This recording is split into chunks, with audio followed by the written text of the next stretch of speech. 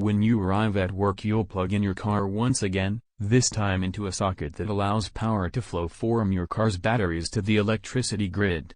One of the things you did when you bought your car was to sign a contract with your favorite electricity supplier, allowing them to draw a limited amount of power from your car's batteries should they need to, perhaps because of a blackout, or very high wholesale spot power prices. The price you get for the power the distributor buys from your car would not only be most attractive to you, it would be a good deal for them too, their alternative being very expensive power from peaking stations.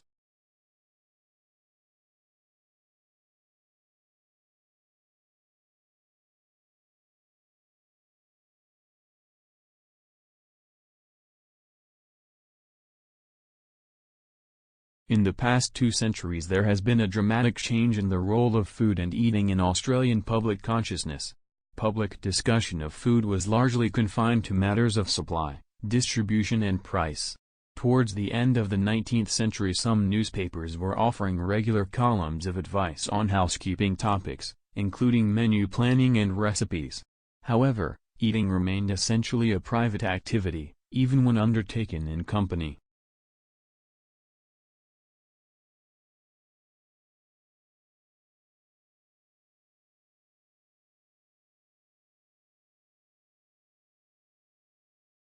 In such an environment, warfare is no longer purely directed against the military potential of adversarial states. It is rather directed at infiltrating all areas of their societies and to threaten their existences. The comparatively easy access to weapons of mass destruction, in particular relatively and low-cost biological agents, is of key concern. Both governmental and non-governmental actors prefer to use force in a way that can be characterized as unconventional or also as small wars. War waged according to conventions is an interstate phenomenon. The small war is the archetype of war, in which the protagonists acknowledge no rules and permanently try to violate what conventions do exist.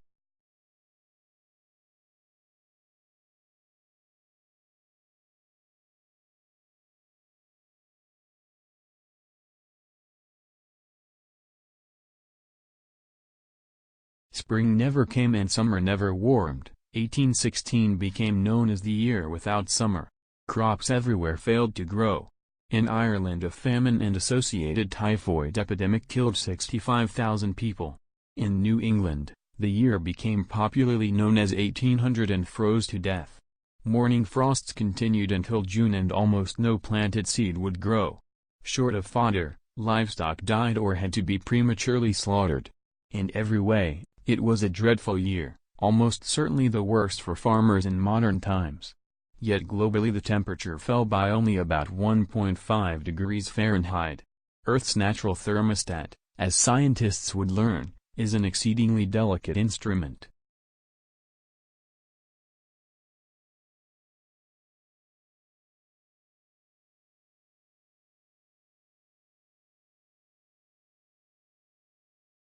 Many people who have written on the subject of allowances say it is not a good idea to pay your child for work around the home. These jobs are a normal part of family life.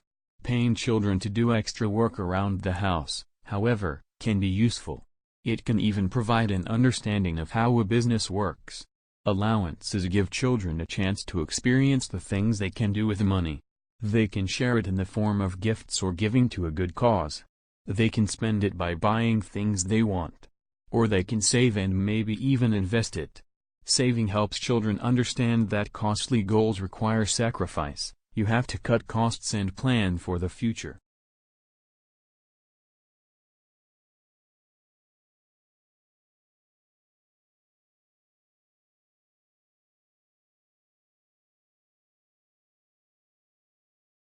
Promoting active lifestyles can help us address some of the important challenges facing the UK today.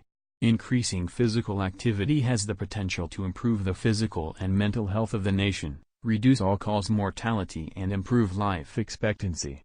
It can also save money by significantly easing the burden of chronic disease on the health and social care services. Increasing cycling and walking will reduce transport costs, save money and help the environment.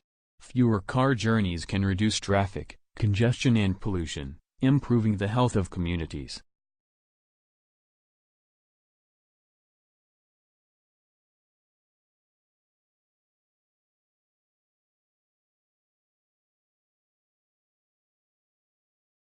This research led the way for further investigation, and evidence now clearly shows the importance of physical activity in preventing ill health. It is important for us to be active throughout our lives. Physical activity is central to a baby's normal growth and development. This continues through school, and into adulthood and older years. Being physically active can bring substantial benefits, and there is consistent evidence of a dose-response relationship. The greater the volume of physical activity undertaken, the greater the health benefits that are obtained.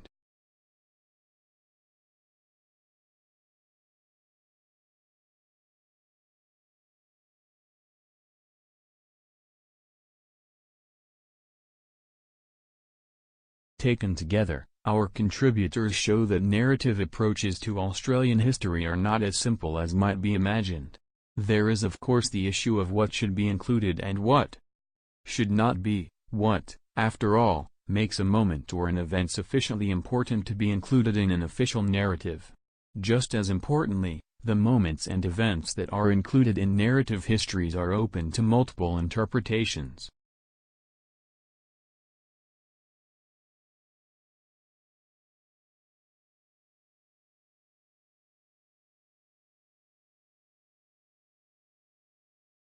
As far as prediction is concerned, remember that the chairman of IBM predicted in the 50s that the world would need a maximum of around half a dozen computers, that the British Department for Education seemed to think in the 80s that we would all need to be able to code in BASIC, and that in the 90s Microsoft failed to foresee the rapid growth of the Internet. Who could have predicted that one major effect of the automobile would be to bankrupt small shops across the nation? Could the early developers of the telephone have foreseen its development as a medium for person-to-person communication, rather than as a form of broadcasting medium?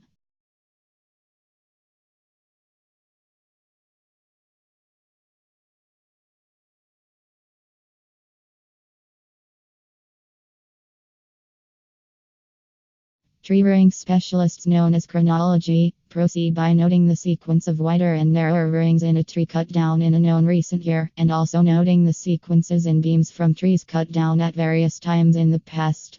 In that way, chronologies have constructed tree ring records extending back for thousands of years in some parts of the world. A bonus of chronology is that the width and substructure of each ring reflects the amount of rain and the season at which the rain fell during that particular year. Thus, tree ring studies also allow one to reconstruct the past climate.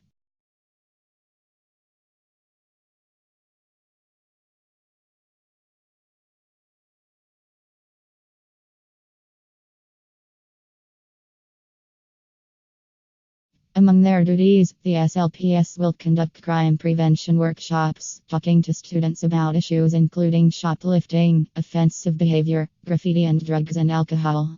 They can also advise school principals. One SLP, Constable Ben Purvis, began work in the inner Sydney region last week, including at Alexandria Park Community School's senior campus. Previously stationed as a crime prevention officer at the Rocks, he now has 27 schools under his jurisdiction in areas including the Rocks, Redfern, and King's Cross. Constable Purvis said the full-time position would see him working on the broader issues of crime prevention.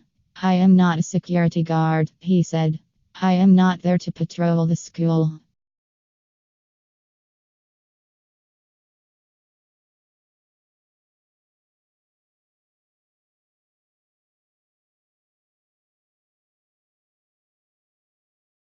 Consider the current situation.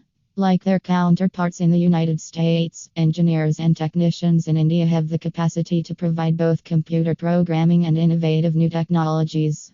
Indian programmers and high-tech engineers earn 1/4 of what their counterparts earn in the United States. Consequently, India is able to do both jobs at a lower dollar cost than the United States. India has absolute advantage in both. In other words, it can produce a unit of programming for fewer dollars than the United States, and it can also produce a unit of technology innovation for fewer dollars. Does that mean that the United States will lose not only programming jobs but innovative technology jobs too?